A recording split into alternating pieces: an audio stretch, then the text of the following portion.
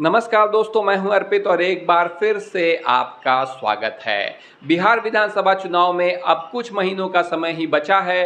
अक्टूबर नवंबर तक चुनाव संपन्न हो जाएंगे, नई सरकार बन जाएगी। ऐसे में सभी राजनीतिक दल अपने अपने प्रत्याशियों की फाइनल लिस्ट तैयार करने में लगे हुए हैं और आज के इस वीडियो में हम आपको बताएंगे कि राष्ट्रीय जनता दल से तेजस्वी यादव ने किन महिला नेताओं की लिस्ट फाइनल कर दी है, यानी जिनके टिकट कंफर्म हो चुके हैं। साथ ही साथ हम इस वीडियो में आपको ये भी बताएंगे कि कौन सा वो नेता है जिसे मुख्यमंत्री के रूप में जनता सबसे ज़्यादा पसंद कर रही है, अगले मुख्यमंत्री के रूप में देखना चाहती है। तो आइए चलिए शुरू करते हैं। सबसे जो पहला नाम है, आप यहाँ देख सकते हैं, समता देवी बाराचट्टी विधानसभा से इनका टिकट कंफर्म माना जा रहा है विधानसभा चुनाव जो होने वाला है उसके लिए। आप इनके बारे में अगर जानते हो, इस क्षेत्र से आते हो, तो कमेंट करके ज़रूर बताइए कि ये चुनाव जीत पाएंगी या नहीं, लेकिन इनका चुनाव लड़ना कंफर्म है।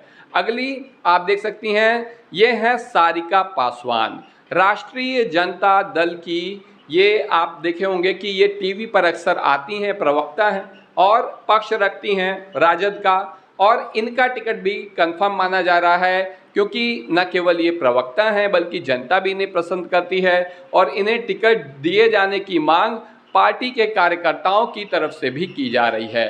अगली है मुन्नी देवी। मुन्नी देवी आप जानते हैं कि लालू यादव के परिवार के लिए घरेलू कामकाज करती हैं, लेकिन ये एमएलसी भी रह चुकी हैं और ऐसा कहा जा रहा है कि इस बार विधानसभा चुनाव में इन्हें विधानसभा का चुनाव लड़ते हुए आप देखेंगे, इन्हें टिकट मिलेगा क्योंकि लालू यादव जी का जो परिवार है वो इन्हें अपने लिए बहुत ही लकी मानता है। अगली हैं, आप देख सकते हैं, शहाबुद्दीन की पत्नी हिना साहब। शहाबुद्दीन जो कि बाहुबली नेता थे, क्षेत्र में अपने बहुत लोकप्रिय रहा करते थे, लगातार सांसद रहे थे, अब उनका निधन हो चुका है और उनकी जगह पर टिकट मिलने जा रहा है हिना साहब को, क्योंकि पहले भी आपने देखा होगा पिछले लोकसभा चुनाव में ये निर्दलीय प्रत्याशी के रूप में लड़ी थी, क्योंकि उस वक्त ये लालू यादव जी की पार्टी में नहीं थी, राजद में नहीं थी। आने में इन्होंने थोड़ी देर कर दी, तब तक प्रत्याशी उतारे जा चुके थे और इन्होंने निर्दलीय चुनाव लड़ा, लेकिन ज़बरदस्त चुनाव लड़ा। हालांकि नीतीश कुमार की पार्टी को यहाँ पर सीट मिल गई, लेकिन आप सोचिए कि अगर राजद और हिना साहब साथ साथ मिलकर चुनाव लड़े होते तो निश्चित रूप से जीत जाते, इसमें कोई शक नहीं है। ऐसे में अब विधानसभा चुनाव में इनका टिकट मिलना कंफर्म है। बहुत से लोग कह रहे हैं कि इनके बेटे को भी टिकट मिल सकता है, लेकिन ज़्यादा संभावना यही है कि खुद हिना साहब चुनाव लड़ेंगी और जीतेंगी।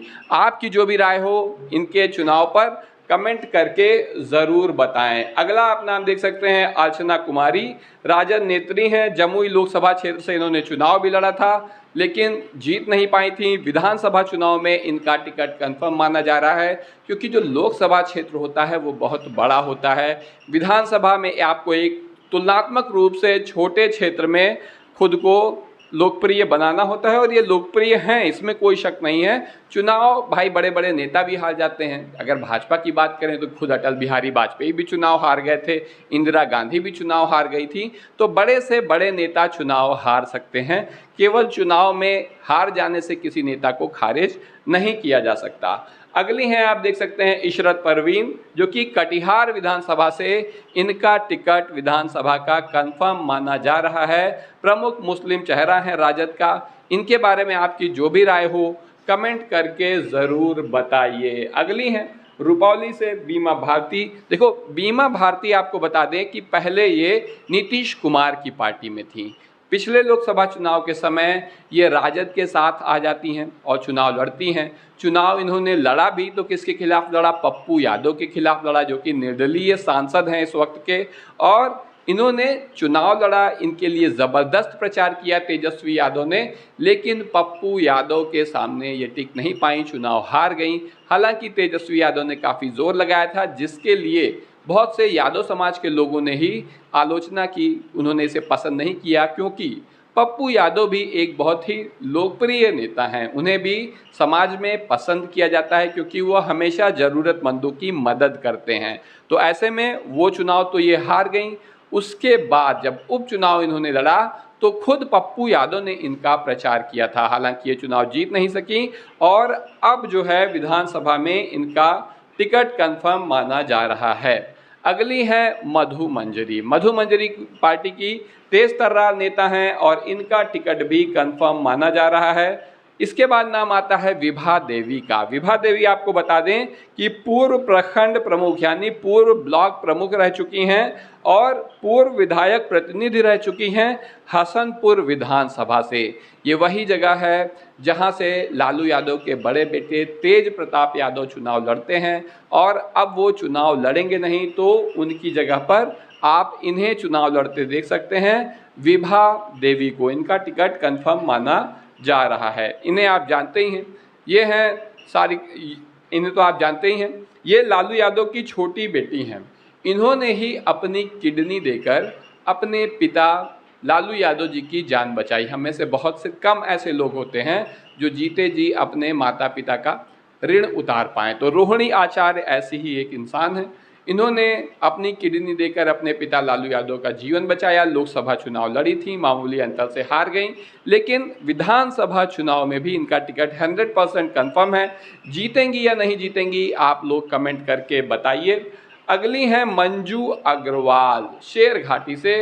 वर्तमान में ये तो विधायक भी हैं और इनका टिकट भी कन्फर्म माना जा रहा है और चुनाव जीतेंगी या नहीं जीतेंगी ये आप लोग बता सकते हैं। इसके अलावा आपको जो भी लगे कि जिस सीट से किस प्रत्याशी को उतारना चाहिए आप हमें कमेंट करके बताइए। आपकी बात हम आगे बढ़ाने का प्रयास करेंगे। अगली हैं ऋतु जायसवाल। ऋतु जायसवाल राजद प्रत्याशी थी शिवहर लोकसभा से, इंडिया गठबंधन समर्थित, लेकिन ये चुनाव यहाँ पर हार गई थी। इसके बावजूद विधानसभा चुनाव में आप एक बार फिर से इन्हें चुनाव लड़ते हुए देखेंगे। काफ़ी लोकप्रिय नेता हैं। जैसा मैंने आपको कहा कि एक चुनाव हार जाने से किसी भी नेता को खारिज नहीं किया जा सकता है, तो ये भी तेज तर्रार नेता हैं और एक बार फिर से इन्हें चुनाव का टिकट मिलना कंफर्म माना जा रहा है। अगली हैं रेखा पासवान। आप देख सकते हैं इन्हें अपने स्क्रीन पर। इनका टिकट भी कंफर्म माना जा रहा है और आप इन्हें भी विधानसभा का चुनाव लड़ते हुए देखेंगे। इसके बाद दिव्या प्रकाश का नाम आता है। तारापुर विधानसभा सीट से इनके पिताजी भी राजद के बड़े और लोकप्रिय नेता हैं। इनका टिकट भी 100% कन्फर्म माना जा रहा है। चुनाव जीत पाएंगी या नहीं आप कमेंट करके ज़रूर बताइए। तो अगले जो हैं ये हैं महतो साहब। बाहुबली डॉन हैं, माफिया हैं और अपनी ज़िंदगी का ज़्यादातर समय इन्होंने जेल में गुजारा है। जेल से छूटे तो इन्होंने शादी कर ली। शादी करी है अनीता महतो से और अनीता महतो जिनसे शादी ही केवल इसलिए की गई है क्योंकि इन्हें चुनाव लड़ाना है। अगर चुनाव न लड़ाना होता तो शायद शादी भी ना करते।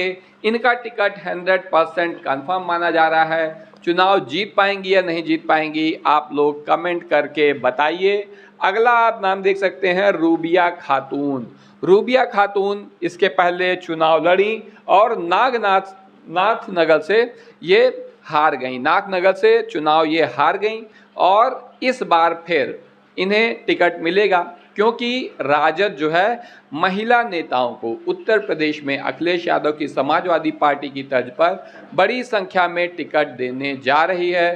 पार्टी का प्रमुख मुस्लिम चेहरा ये बन सकती हैं और इनका टिकट भी नाथनगर से कंफर्म माना जा रहा है। अब आपको आखिरी जो हम नाम बताने जा रहे हैं इस लिस्ट में ये बहुत ही खास है। इनका नाम है सीमा कुशवाहा।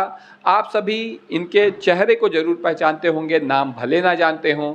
ये सोशल मीडिया पर बहुत ही फेमस हैं, लगातार वायरल होती रहती हैं, सोशल मीडिया स्टार हैं और राजद में इनके महत्व को आप इसी से समझ सकते हैं कि अभी जब झारखंड में चुनाव हो रहे थे तो वहाँ भी ये स्टार प्रचारकों में शामिल थी राजद की तरफ से और इनका टिकट भी 100% कन्फर्म माना जा रहा है।